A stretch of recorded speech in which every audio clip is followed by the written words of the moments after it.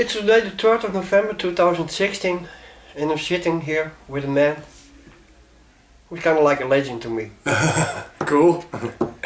Could you introduce yourself to the readers of Fuck.nl? Okay, hello fuck readers. This is Trevor from Obituary. How are you? How are things going with Obituary? Pretty good. We're, on tour right now, obviously, with Exodus, Prong, and King Parrot. The tour's been very successful. All fans are coming out and filling up the rooms, and it's been a really good deal. We were in Tilburg last night, and it was totally amazing. Okay, not O13? Yeah, O13, Yeah. Yeah. Epic venue. Yeah, I love that. This is probably my favorite venue in the entire Europe. Okay. And I tell you what, this venue here is pretty badass too. It's our first time at this venue, so it's good. As you said, you are on tour. It's called the Battle of the Bass European Tour 2016. Mm-hmm. I wondered who came up with the name for that tour. To be honest, I'm not too sure. Maybe Donald. I think Donald kind of brainstormed that. I think. Okay. Not too sure. I wasn't really involved with that part of it. I was too busy writing music, so.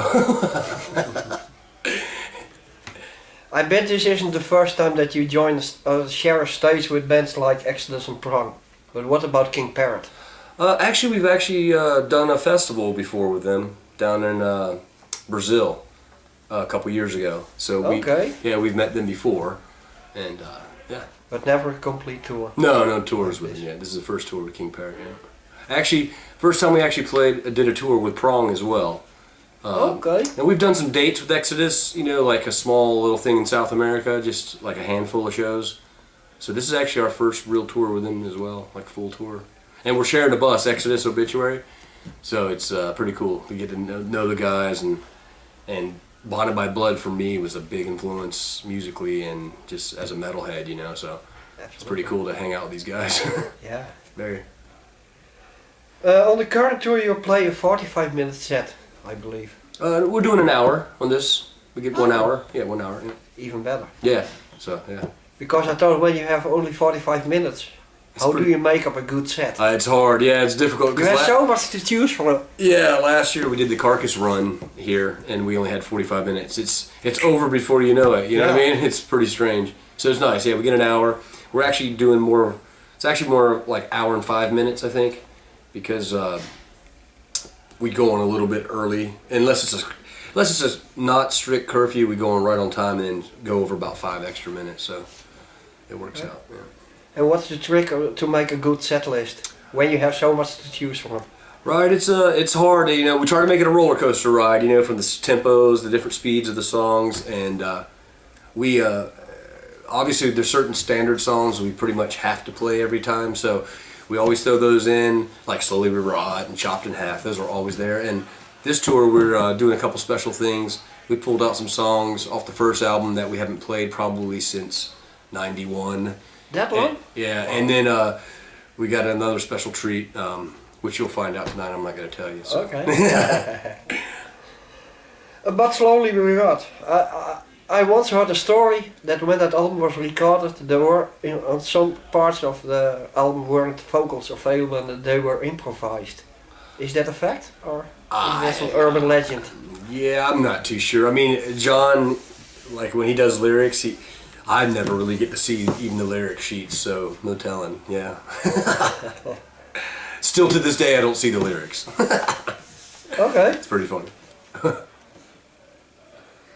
Not so long ago, you released an album, or it was entitled a 12-inch, but I think it's an album because of the length, called 10,000 Ways to Die. Right.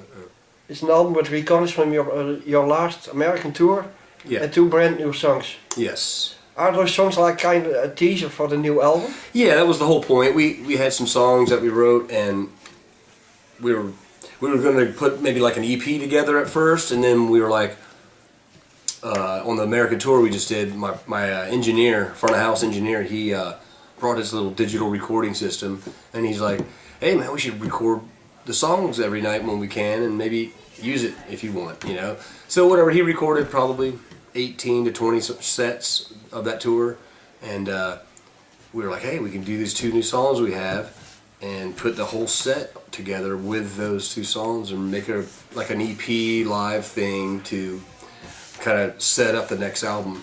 And that's what we did. So it wasn't really planned. It just kind of happened, you know. Okay. I mean, it was all spontaneous. Joe Sincata did the live recordings, and he was like, "Let's just bring it and try, you know, record it." And so we did. And Yeah, it was like every song was from a different concert, I believe. yeah, I think 2 are from Tampa, Okay. but the other ones are all from different towns, and just to make it makes it more special, I think, for the fans, you know. Absolutely. So, yeah. Everybody knows when you're a metal fan who are the big four of thrash metal. Right. Not so long ago we asked on our website to the readers to name the big four of the death metal. Right, right. Obituary turned out to be number 5 in the list. Behind bands, the band Death, Morbid Angel, Cannibal Corpse and Pestilence. Now I was wondering, what do you consider the big four of death metal? That's a tough question. Cannibal Corpse would definitely have to be in there, and I say Death as well. But I would go out deeper and like pull out Celtic Frost, you know, and Possessed for me, you know, definitely. You know. Okay. Yeah. But they're older bands. I mean, they're not even really bands much, so yeah. Yeah, there are so many good bands to choose from Yeah, also. I know, true. In 1984 the band started under the name Executioner, Yeah. which was later shortened to Executioner because there was another band from Boston that had the same name. Well, no, we just took off the E before we made an album to just make it look different than with an E, you know, just because the X was kind of cool for first letter. But we changed it to Obituary because there was a band in Boston called Executioner, you know what I mean? So we didn't even know about the band, and we were doing the contract with the Roadrunner, and they were like, "Hey, there's a band from Boston called Executioner. We need you to change. We want you to change your name." That was part of the contract. And How did you get the idea for the name Obituary? Actually, we were stumped. We were like, man, first off, we didn't really want to change our name. Like, in fact, Slowly Rot, the album was painted with Executioner logo, which basically is the same thing as the Obituary logo. So it was originally painted with an Executioner name, and then we found out we were going to change the name. We were like, oh no, this stinks. And so like we tried and tried, and one day John was just flipping through the dictionary actually, and naming more, you know, saying different names, and we're like, and then when he said Obituary, we were like, that rings a bell pretty good, you know. And at first we still didn't want to change, but we were like, okay, how about Obituary? And we're like, cool, there's nobody called that, perfect, so let's use it. And I think it fits us even better than Executioner, to be honest, so it worked out beautifully. It's a very original name. Yeah, In a way. Yeah, we got lucky. Can't believe no one had it yet, actually. The next question is from a reader of the website. It's kind of a bit a weird question, but Okay. Imagine the whole band would die in a freak accident. Right. What would definitely be written in the obituary? I don't know. Here lies a bunch of crazy whiskey drinking death metal maniacs. Okay. I got another question which is also from a reader of fuck.nl. Who is the kindest person you have ever met in the whole metal scene?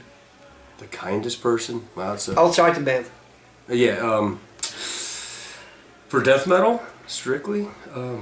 I don't know, it's hard. No, 'Cause any metal you... yeah, I mean, probably Ronnie James Dio. Yeah, he was a really sweet man. I met him like 2 times, and I mean, most people in the metal scene are pretty nice people, most of them. And but yeah, I remember Dio being a really cool dude. I met him like formally at the London Heathrow Airport one time by accident. We just happened to be going through the passport control at the same time. He was in line behind me, and I was waiting for the rest of my band to get through the line, and I was like, oh, that's Ronnie James Dio on the line. So I gave him the horns, and he's like, yeah. And then after we were at the baggage claim, and he came up and we spoke for a little bit, and he was just down to earth, nice person. He came up to us to talk, so that was pretty cool, I thought.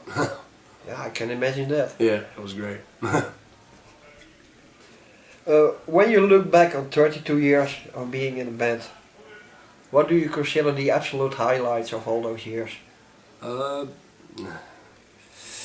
I don't. It's hard to say. I mean, because there's so many good things that have happened over the years. I mean, probably a really good highlight is that we're still here doing this. I mean, this is totally incredible that we're actually lucky to be able to have fans that still love us so much and still be here doing this together. You know, it's amazing, truly. I also had a question which was supposed to be for Donald, but maybe you can answer it too. Okay. I know he is busy with something called Metal Militia. Meow, yeah, Meowlish, yeah, yeah.